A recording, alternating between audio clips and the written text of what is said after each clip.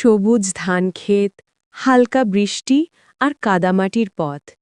এটা কোনো যুদ্ধক্ষেত্র নয়, এটা এক শান্ত গ্রামের সকাল। এই সেই হাল্ক যার রাগে কেঁপে ওঠে দুনিয়া। আজ সে চুপচাপ, হাতে এক কাপ চা। পাশে বসে আছে স্পাইডারম্যান, কাদা মাখা স্যুট, মুখে হাসি।